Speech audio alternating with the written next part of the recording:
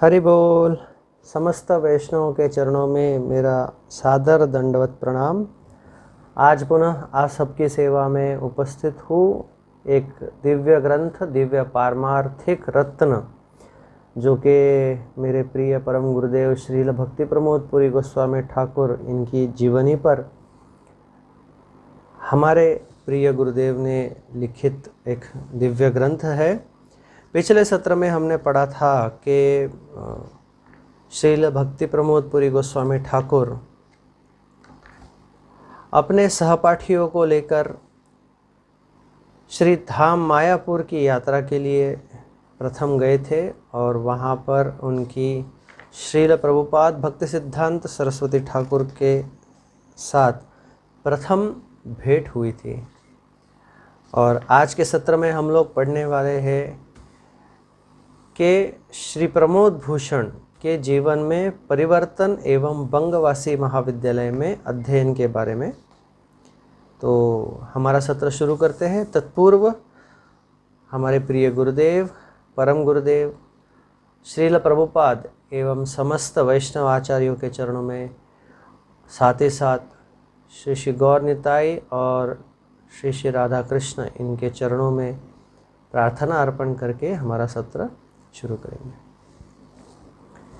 वंदे हम श्री गुरु श्रीयुतापदकमलं श्री गुरु वैष्णवांश्च श्री रूपं साग्रजाता सहगणा रघुनाथान्वितं तं सजीवं साद्वैतं सावधूतं परिजनसहितं कृष्णचैतन्यदेवं श्रीराधा कृष्णपदान् सहगणा ललिता श्रीविशाखान्वितांश्च अज्ञानतिमिरान्धस्य ज्ञानाञ्जनशलाकया चक्षुरुन्मिलितं येन तस्मै श्रीगुरवे नमः। गुरवे गौरचन्द्राय राधिकाये तदालये कृष्णाय कृष्णभक्ताय तद्भक्ताय नमो नमः। नमो विष्णुपादाय गौरांगप्रेष्ठरूपिणे श्रीभक्तिविबुधाय वै बोधायनिति नामिने। नमो भक्तिप्रमोद श्रीपुरीप्रेष्ठस्वरूपिणे तद्भिन्नप्रकाशाय करुणामूर्तये नमः। कृष्णभक्तिगुणाख्याने तन्महात्म्यप्रचारिणे सदा सन्निष्टरूपाय गुरवे प्रभवे नमः। प्रभुपादरतिश्चैव श्रीगुरुप्रेमसेविने विश्वे गौरमनोभीष्टं हरेर्नाम प्रचारिणे। नौमि बोधायनं देवं कृष्णशक्तिस्वरूपकं प्रभुपाद प्रियकान्त श्रीपुरीप्रेष्ठसेवकम्। भक्ति प्रमोदाख्य पुरीमुषित्वा भक्ति प्रमोदाख्य पुरीमुपास्य भक्ति प्रमोदाख्य पुरीं प्रणम्य भक्ति प्रमोदां लभते जन वै। गौरकृष्ण नाम दाता कीर्तनानंदवर्धनम बहिर्मुख जीवत्राता वंदे सरस्वतीं प्रभुं। भज श्री कृष्ण चैतन्य प्रभु नित्यानंद श्री अद्वैत गदाधर श्रीवासादि गौर भक्तवृंद। हरे कृष्णा कृष्णा कृष्णा हरे हरे, हरे राम राम राम हरे हरे।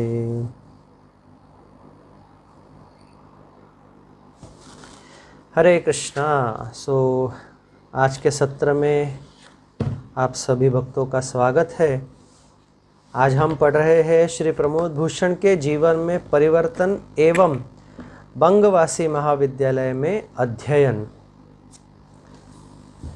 श्रीधाम मायापुर में श्री विमला प्रसाद के दर्शन करने के पश्चात श्री प्रमोद भूषण के मन में निरंतर उनका दिव्य आकर्षण, उनकी मधुर वाणी, दुष्टों के समक्ष उनका सिंह के समान गर्जन, उनका अद्भुत व्यक्तित्व तथा उनके विचारों का ही चिंतन मनन चल रहा था। यद्यपि श्री प्रमोद भूषण अपने मित्रों के साथ शासोन गांव लौटकर आ चुके थे, किंतु वह अपना मन श्रीधाम मायापुर में श्री विमला प्रसाद के चरण कमलों में ही छोड़ आए थे। उनके विद्यालय के सहपाठी और शिक्षकों को प्रतीत होने लगा कि प्रमोद भूषण का मन कहीं और ही निमग्न रहता है। उनके अध्यापकों ने विचार किया कि संभवतः प्रमोद भूषण आगामी मैट्रिक परीक्षा के कारण चिंतित है। श्री प्रमोद भूषण सभी छात्रों के मध्य परम मेधावी थे, इसलिए सहपाठी समझ नहीं पा रहे थे कि श्रीधाम मायापुर से लौटने के पश्चात उनके मित्र प्रमोद भूषण में इतना परिवर्तन क्यों आ गया है। संभव है कि मैट्रिक परीक्षा और अपने भ्राता विनोद बिहारी की आकस्मिक मृत्यु के कारण प्रमोद भूषण मानसिक रूप से बलहीन हो गया है।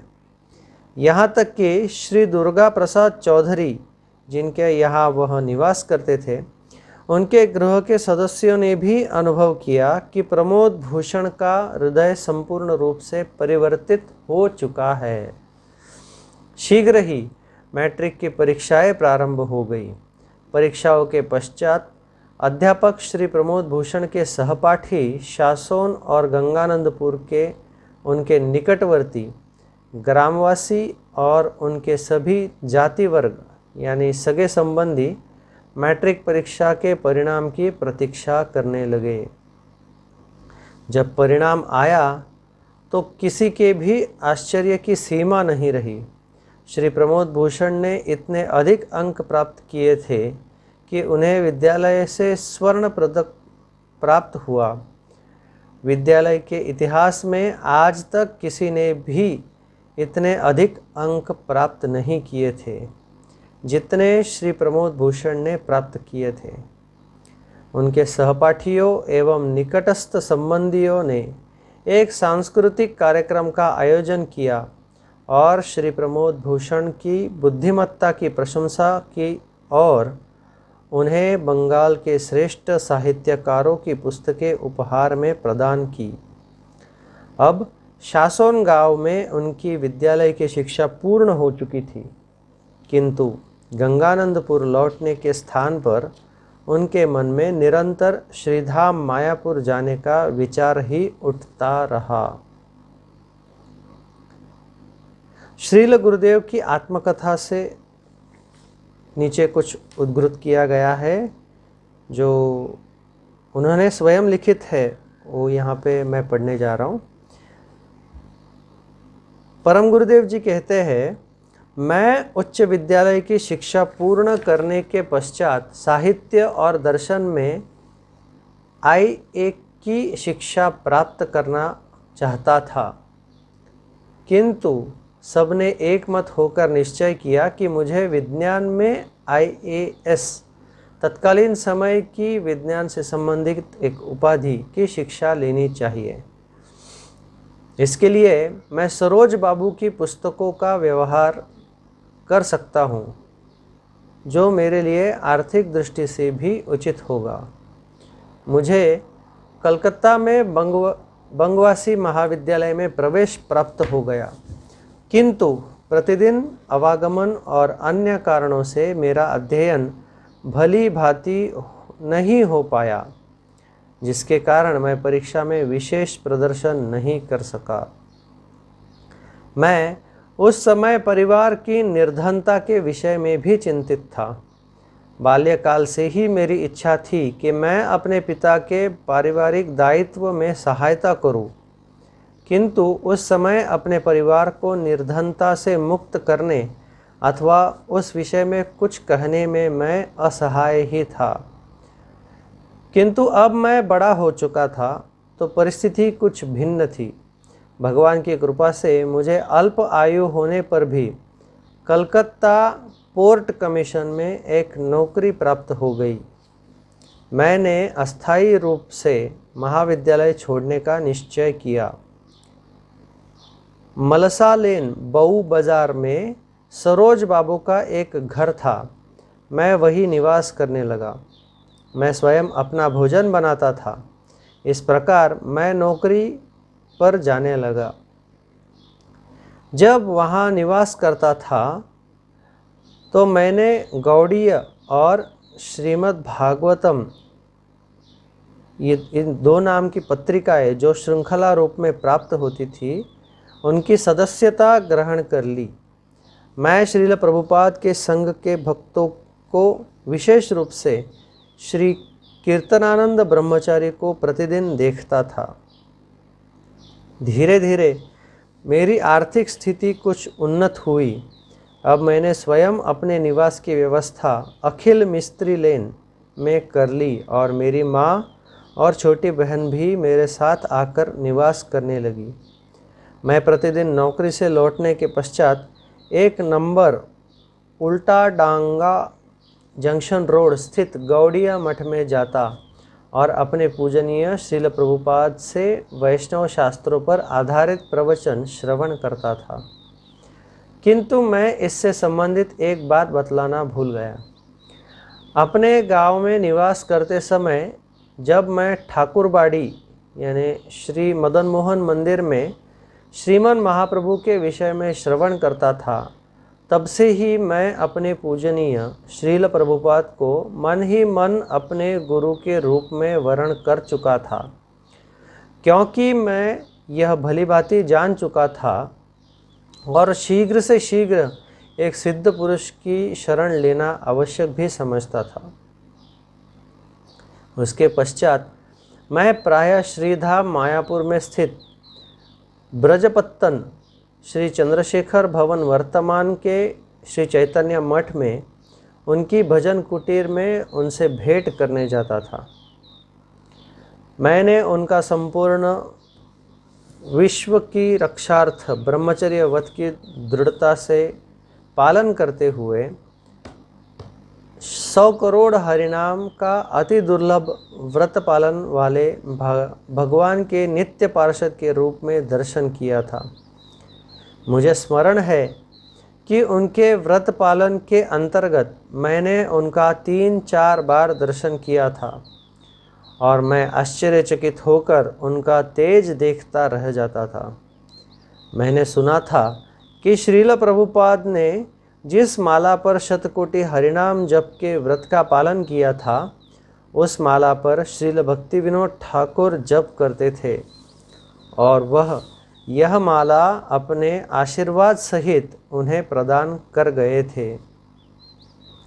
मुझे यह भी स्मरण है कि एक समय मैंने श्रील भक्ति विनोद ठाकुर के द्वारा स्थापित योगपीठ के मंदिर के पीछे फलों से परिपूर्ण बेल वृक्ष के नीचे बैठकर श्रीमन महाप्रभु का प्रसाद सेवन किया था।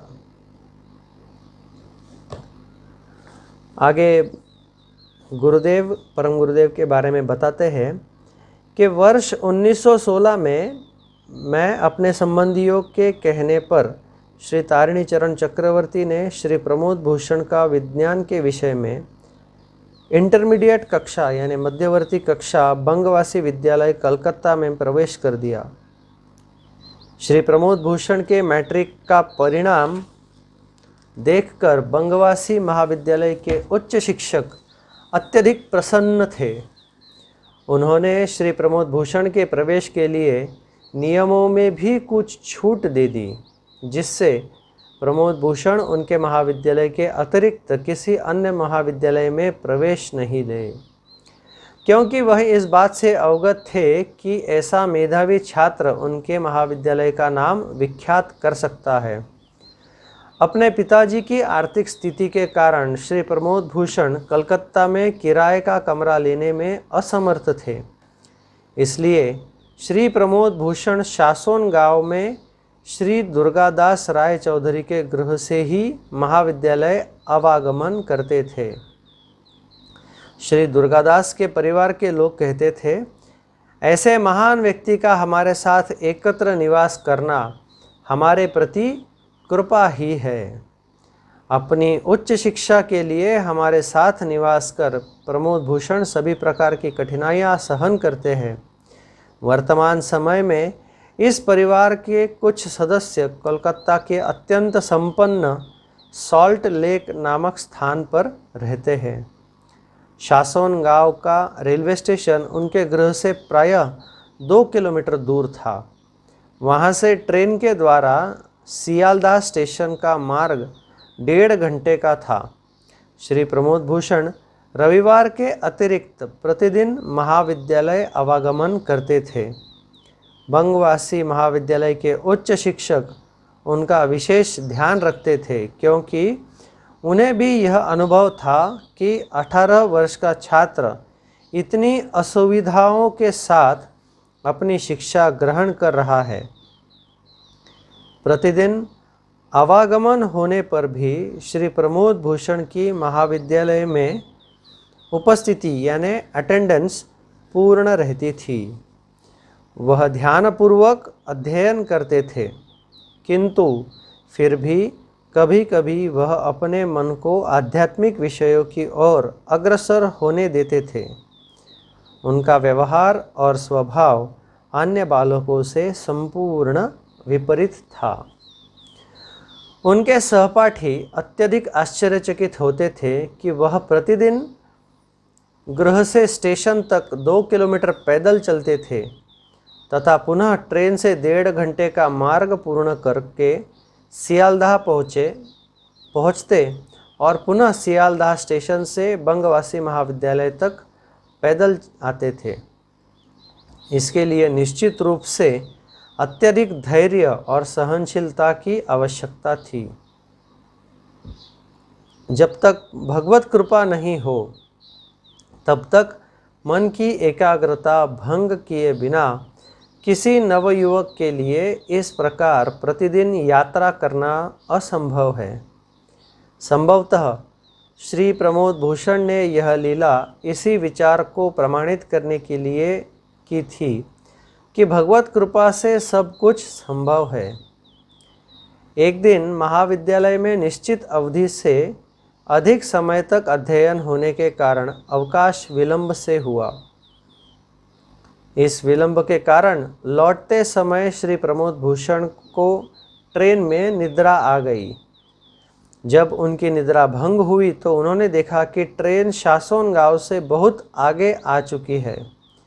ट्रेन के कुछ सहयात्रियों ने उन्हें एक भूत के विषय में बतलाकर उन्हें भयभीत करने की चेष्टा करते हुए परामर्श दिया कि वह आगामी स्टेशन पर उतरकर एक रात्रि के लिए किसी के गृह में शरण लेकर वही निवास कर ले और प्रातःकाल होने पर शासोन गांव लौट जाए।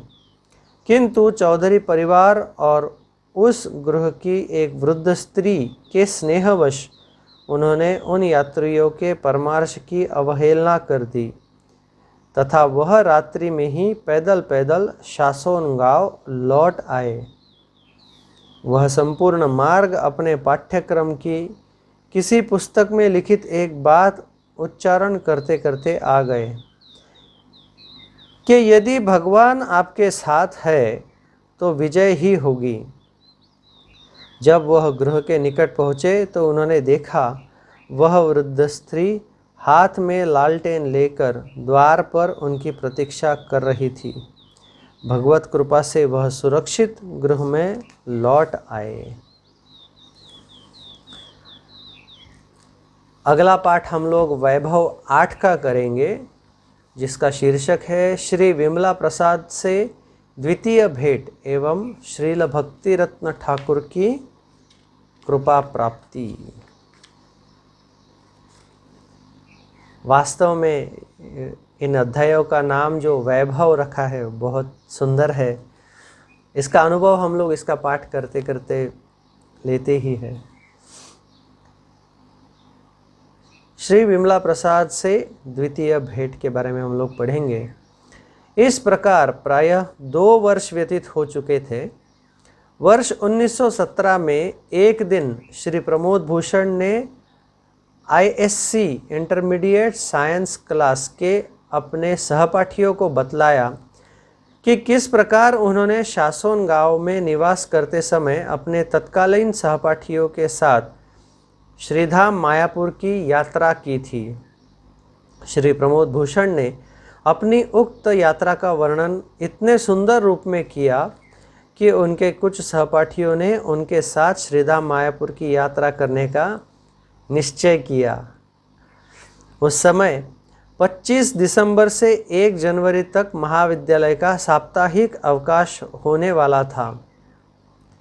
उन सभी ने 25 दिसंबर को ही श्रीधाम मायापुर जाने का निर्णय लिया। इस निर्णय के साथ ही श्री प्रमोद भूषण के नेत्रों के समक्ष अद्भुत सौंदर्य एवं माधुर्य से धनी, मधुर वाणी से युक्त तथा आकर्षक व्यक्तित्व संपन्न श्रील विमला प्रसाद के साथ घटित अपनी पूर्व भेंट प्रकट हो गई।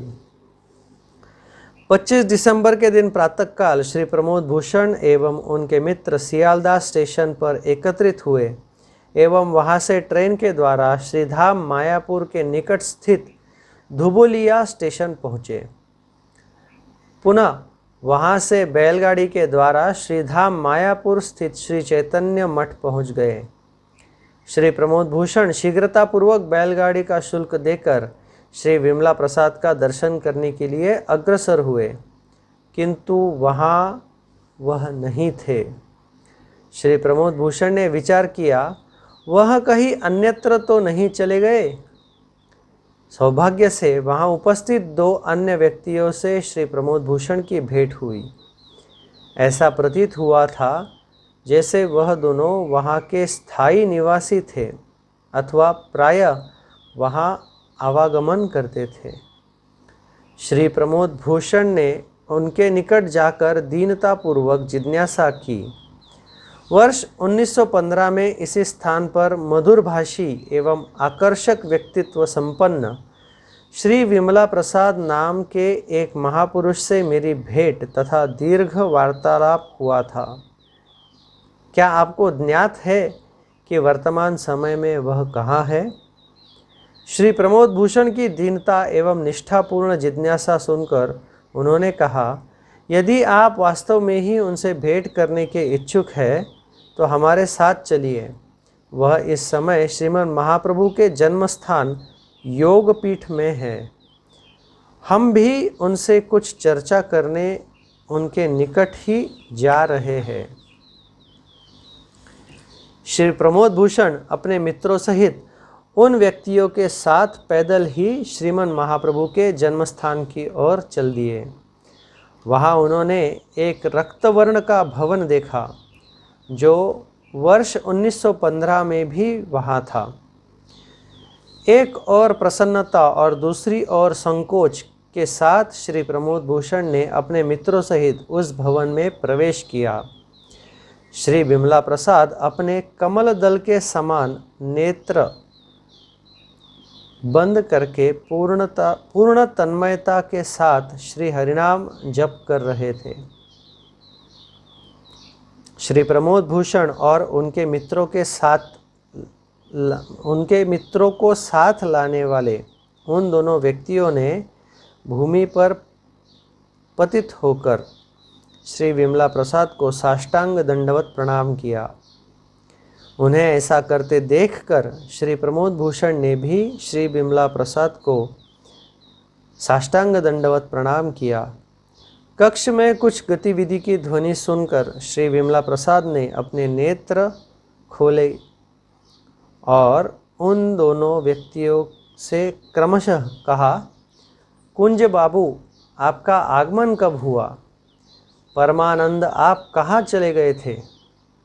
उसके पश्चात वह श्री प्रमोद भूषण की ओर देखकर कहने लगे, आप तो बहुत समय के पश्चात आए हैं, आप कुशल पूर्वक तो है?